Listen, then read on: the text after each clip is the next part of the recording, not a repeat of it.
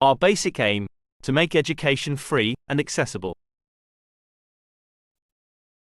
तो स्टूडेंट्स अब हम करने जा रहे हैं चैप्टर 11 के न्यूमेरिकल। पहले 3 न्यूमेरिकल हम कर चुके हैं। अब जो है हमारे पास प्रॉब्लम नंबर 11.5 है। इसमें क्या है कि हमें एक स्पीड ऑफ हाइड्रोजन फाइंड करनी है। हमें क्या गिवन है, टेम्परेचर गिवन है 800 केल्विन, और जो है मास, मोलर मास हाइड्रोजन का गिवन है वो है हमारे पास 2 ग्राम। अब पहले तो हम इस ग्राम को जो है वो चेंज कर लेते हैं किस में, केजी में।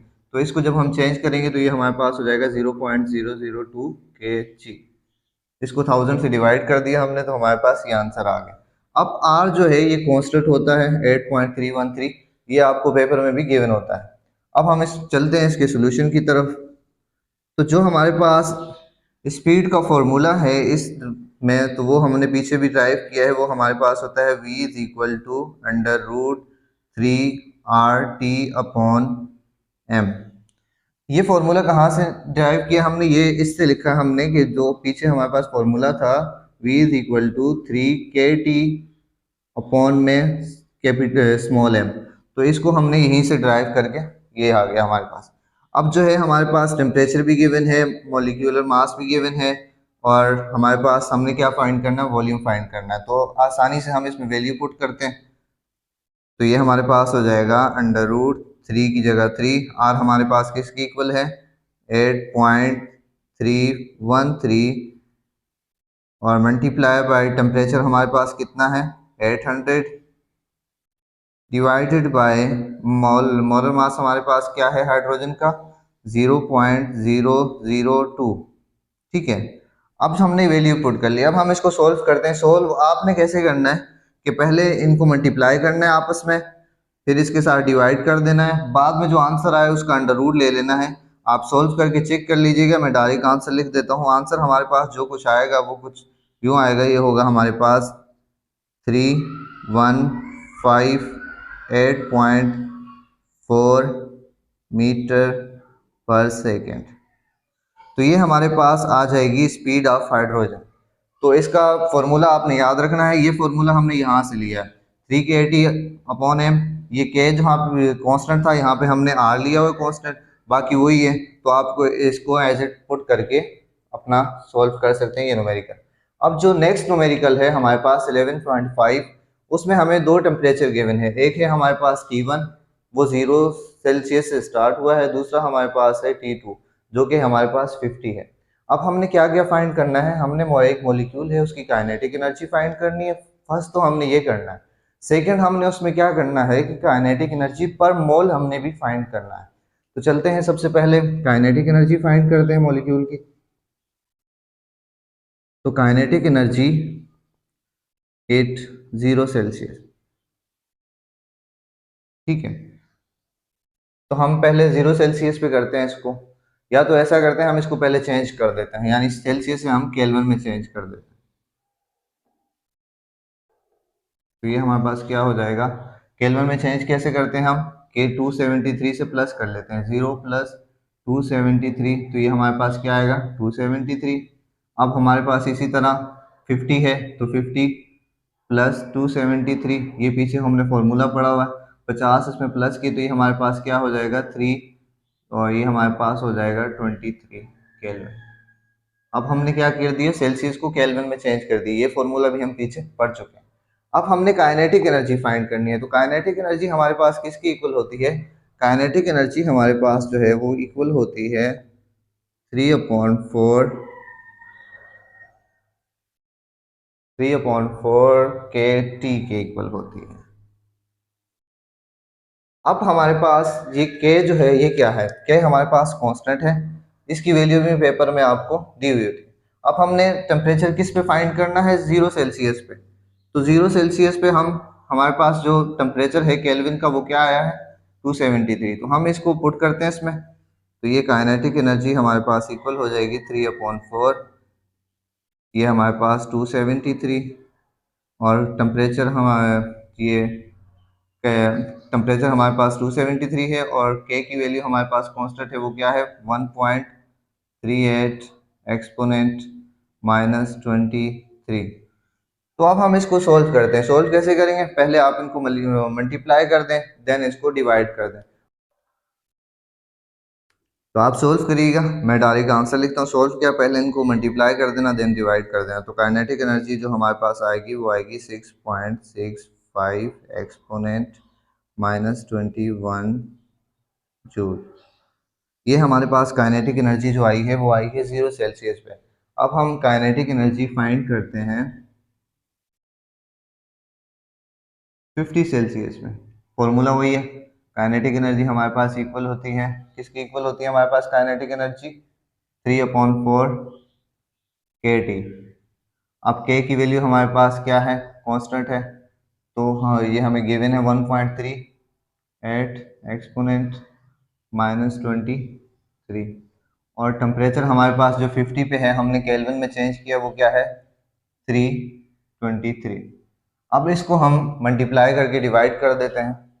तो आप सोल्व करिएगा, मैं डायरेक्ट आंसर यहाँ पे लिख लेता हूँ। हमारे पास जो आंसर आएगा वो आएगा 6.69 एक्सपोनेंट -21 जूल। अब हमारे पास काइनेटिक एनर्जी तो दोनों पे आ गई, यानी 0 सेल्सियस पे आ गई और हमारे पास 50 सेल्सियस पे भी आ गई। अब हम क्या करते हैं कि काइनेट दूसरा क्या फाइंड करना, हमने काइनेटिक एनर्जी पर मोल फाइंड करना है। अब काइनेटिक एनर्जी पर मोल हम कैसे फाइंड करेंगे, आपको पीछे भी फॉर्मूला करवाया हुआ है कि काइनेटिक एनर्जी पर मोल हमारे पास इक्वल होता है, किसके इक्वल होता है भाई, हमारे पास इक्वल होता है ये एवरेज काइनेटिक एनर्जी के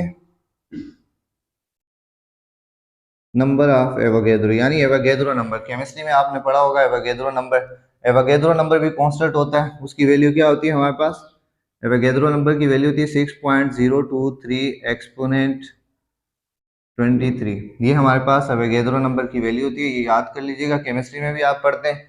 तो अब हमारे पास जो है सिंपल, हमने kinetic energy, average kinetic energy find कर दिया हमने। तो इसी तरह हम करते हैं कि पहले हम 0 सेल्सियस पे करते हैं, काइनेटिक एनर्जी पर मोल फाइंड करते हैं हम 0 सेल्सियस पे। तो क्या हो जाएगा, काइनेटिक एनर्जी पर मोल हमारे पास किसके इक्वल है, काइनेटिक एनर्जी एवरेज। अब जीरो, हमारे पास 0 सेल्सियस पे काइनेटिक एनर्जी एवरेज कितनी आई थी, ये आई थी, ये लिख लेते हैं हम 6.65 एक्सपोनेंट -21। नंबर ऑफ एवोगैड्रो क्या है, ये सबके लिए कांस्टेंट है, यानी एक मोल में हमारे पास कितने नंबर ऑफ मॉलिक्यूल्स होते हैं, 6.023 एक्सपोनेंट 23। तो अब हम सिंपल इसको मल्टीप्लाई कर देते हैं। तो ये हमारे पास जो काइनेटिक एनर्जी पर मोल 0 सेल्सियस पे आएगा वो हमारे पास क्या आएगा, 3408.9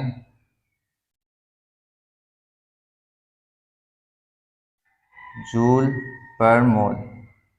अब जूल पर मोल क्यों आया, कि भाई हमारे पास काइनेटिक एनर्जी की जो यूनिट है वो क्या है, जूल, और मोल की यूनिट हमारे पास मोल ही होती है। तो ये हमारे पास आ गया कितने पे, 0 सेल्सियस पे। काइनेटिक एनर्जी पर मोल हमारे पास कितने पे आया, 0 सेल्सियस पे। अब हम काइनेटिक एनर्जी फाइंड करते हैं, काइनेटिक एनर्जी पर मोल फाइंड करते हैं कितने पे, अब हम 50 सेल्सियस पे फाइंड कर लेते हैं, ठीक है। 50 सेल्सियस में भी यही होगा कि हमारे पास फॉर्मूला क्या है, हमारे पास काइनेटिक एनर्जी पर mole equal to average kinetic energy. अब 50 सेल्सियस पे एवरेज काइनेटिक एनर्जी क्या आएगी, ये आएगी हमारे पास। तो हम ये डायरेक्ट लिख लेते हैं यहाँ पे 6.69 एक्सपोनेंट -21 जूल। एवोगैड्रो नंबर कितने हैं, नंबर ऑफ पार्टिकल वो सेम है सारा हमारे पास, तो ये हो जाएगा 6.023 एक्सपोनेंट 23। अब हम इसको मल्टीप्लाई करते हैं, आप घर में सोल्व करिएगा, मैं डायरेक्ट आंसर लिख लेता हूँ। तो ये हमारे पास इसका जो आंसर आएगा, यहाँ पे लिख रहा हूँ मैं, वो आएगा 4027.3 जूल पर मोल। तो ये हमारे पास काइनेटिक एनर्जी पर मोल का 50 सेल्सियस पे आंसर आएगा। अब हमने क्या किया, पहले काइनेटिक एनर्जी फाइंड की, देन हमने इसका जो है काइनेटिक एनर्जी पर मोल फाइंड किया। तो आप इसको नोट कर लें, चलते हैं फिर नेक्स्ट न्यूमेरिकल्स की तरफ। तो अब स्टूडेंट्स हमारे पास है न्यूमेरिकल नंबर 11.6। 11.6 में क्या है कि एक हमारे पास आयरन है, उसका मास क्या है 2 kg है। टेम्परेचर 1 जो है वो आयरन का टेम्परेचर जो है वो हमारे पास 650 है, और आइस का जो है वो हमारे पास 320 सेल्सियस है। हमने फाइंड क्या करना है कि mass of ice melt find करना है, यानी कितनी आइस मेल्ट हुई उसका मास हमने फाइंड करना है। अब हमारे पास जो फॉर्मूला है हम देखते हैं, हमारे पास होता है अकॉर्डिंग टू हीट लॉ। देखते हैं, ये सोल्यूशन आ गया हमारा, ठीक है। अकॉर्डिंग टू हीट लॉ में क्या होता है कि हमारे पास जब हम अकॉर्डिंग में हीट जो लॉस्ट होती है वो इक्वल होती है हीट गेन के, यानी हमने कितनी एनर्जी लॉस्ट की है वो हमारे पास होती है कितनी हीट हमने, कितनी टेम्परेचर हमने गेन किया। अब हमारे पास हीट लॉस जो है वो हमारे पास इक्वल होता है, आपने पीछे पढ़ लिया है, mc T2 माइनस T1 के, ठीक है। और हमारे पास जो हीट गेन होती है वो हमारे पास होती है MIHF के, ठीक है। अब हमारे पास स्टूडेंट्स के ये आ गया हमारे पास हीट लॉस और हीट गेन। हमने फाइंड क्या करना है, mass of ice melt find करना है हम। तो हम क्या करेंगे कि इसको जो है ना मास ऑफ आइस मेल्ट को इसे एक तरफ छोड़ देंगे, यानी इस तरफ आ जाएगा। ये हमारे पास यहाँ पे मल्टीप्लाई हो, ये क्या है, ये हमारे पास लेटेंट हीट फ्यूजन है, HF लेटेंट हीट फ्यूजन। ये कांस्टेंट होती है, ये आपको गिवन होगी। ये मास ऑफ, ये भी हमारे पास कांस्टेंट है, ये भी आपको गिवन होगा। हमने mass of ice melt find करनी है, तो ये मल्टीप्लाई हो रहा है, दूसरी साइड पे जाके डिवाइड हो जाएगा। तो mc T2 minus T1 divided by ये हमारे पास HF। अब इसमें हम वैल्यू पुट करते हैं और इस न्यूमेरिकल को सॉल्व करते हैं। तो MI हमारे पास इक्वल हो जाएगा, MC क्या है हमारे पास, ये हमारे पास 499.8 है, ठीक है। देन चेंज इन टेम्परेचर कितना आया, पहले टेम्परेचर कितना था हमारे पास 650, फिर हमारे पास क्या आया 0 सेल्सियस, तो टेम्परेचर कितना आया हमारे पास चेंज 650 आया, ठीक है। डिवाइडेड बाय HF हमारे पास क्या है 3.3 एक्सपोनेंट 5। अब हम इसको सोल्व करते हैं। इसको सोल्व कैसे करेंगे हम,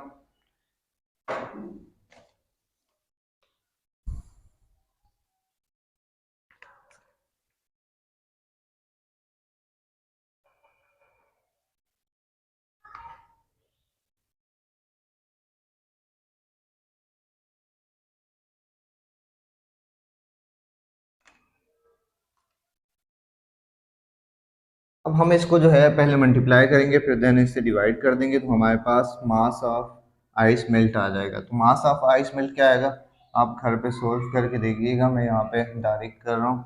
वो आएगा हमारे पास 1.93 kg, यानी हमने इतना टेम्परेचर दिया है तो हमारे पास कितनी आइस मेल्ट हुई है, वो हुई है हमारे पास 1.93 kg आइस मेल्ट हुई है, जब हमने 650 तक का टेम्परेचर उसको दिया है। तो ये आपका न्यूमेरिकल नंबर 11.6 है, इसको नोट कर लें, फिर चलते हैं हम नेक्स्ट की तरफ। तो अब स्टूडेंट हमारे पास जो नेक्स्ट न्यूमेरिकल है 11.7 और 11.8, इंतहाई आसान न्यूमेरिकल्स हैं। ये आपने पीछे पढ़ा हुआ है कि हमने फर्स्ट लॉ ऑफ थर्मोडायनेमिक्स में पढ़ा हुआ है कि हमारे पास क्या होता है फर्स्ट लॉ ऑफ थर्मोडायनेमिक्स में, जब हम किसी भी सिस्टम को हीट प्रोवाइड करते हैं तो क्या होता है, उसकी इंटरनल एनर्जी इंक्रीज हो जाती है और थोड़ा बहुत वर्क डन हमारे पास प्रोड्यूस हो जाता है। अब हमारे पास क्या है कि क्वेश्चन में हमें दिया हुआ, हमने इंटरनल एनर्जी प्रोवाइड की कितनी 400, ठीक है, is equal to delta W हमारे पास क्या आया, वो आया हमारे पास डेल्टा डब्ल्यू 150 प्लस 150। तो हमने फाइंड क्या करना है, हमने डेल्टा यू फाइंड करना है। तो सिंपली ये यहाँ पे प्लस हो रहा है, इस तरफ माइनस हो जाएगा। तो डेल्टा यू हमारे पास जो इंटरनल एनर्जी कितनी इंक्रीज हुई है, इतना वर्क डन प्रोड्यूस किया है, इतनी हमने जब इसको हीट की है तो कितनी एनर्जी जो है ना इंक्रीज हुई। तो 400 माइनस 150, तो डेल्टा यू हमारे पास क्या आ गया, 400 में से हम 150 माइनस किए तो ये हमारे पास 250 जूल, ये हमारे पास आ गया जूल में इंटरनल एनर्जी का, यानी इतनी इंटरनल एनर्जी इंक्रीज हुई है जब हमने 400 इसको एनर्जी दी है और हमारे पास 150 वर्क डन प्रोड्यूस हुआ है। अब इसी तरह हमारे पास नेक्स्ट न्यूमेरिकल है, इसमें भी क्या है कि हमारे पास वही first law of thermodynamics. First law of thermodynamics में क्या था हमारे पास कि हम किसी भी सिस्टम को हीट देते हैं, उसकी इंटरनल एनर्जी इंक्रीज होती है और कोई ना कोई वर्क डन प्रोड्यूस होता है। अब यहाँ पे क्या करना है, हमने हीट फाइंड करनी है, तो इसको एज इट इज लिख दें। Till the you change in, जो अंदर इंटरनल एनर्जी की चेंज आई है वो क्या आई है 400 माइनस, अब क्या हमारे पास वर्क डन कितना प्रोड्यूस हुआ है 800 का। अब हमने 400 में से 800 माइनस किए तो हमारे पास क्या हुआ कि -400 रह गया। अब इसमें क्या है कि अब ये हुआ कि माइनस में आंसर क्यों है, क्योंकि work done by the system होता तो आंसर क्या आता पॉजिटिव। अब क्या हुआ है, work done on the system हुआ है, यानी एनर्जी रिलीज हुई है, गेन नहीं हुई बल्कि रिलीज हुई है। यानी हमने जब किसी भी सिस्टम को प्रेस किया है, कंप्रेस किया है, जो एनर्जी हमसे रिलीज हुई है वो कितनी एनर्जी रिलीज हुई है हमारे पास -400 जूल। ये इंतहाई आसान है, इनको लिख लें आप, फिर आगे नेक्स्ट करते हैं।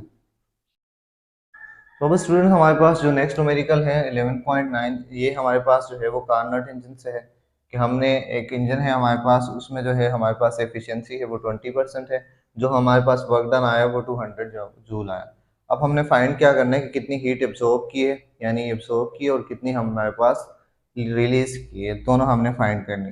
तो अब हमारे पास आपको पता है उसका फॉर्मूला होता है हमारे पास एफिशिएंसी का, जो हमने ड्राइव किया था, वो होता है efficiency is equal to work done divided by Q1, यानी जो हमने एब्जॉर्ब की एनर्जी, जो हमने किसी सिस्टम को सप्लाई की एनर्जी, वो Q1 है, मल्टीप्लाई बाय 100।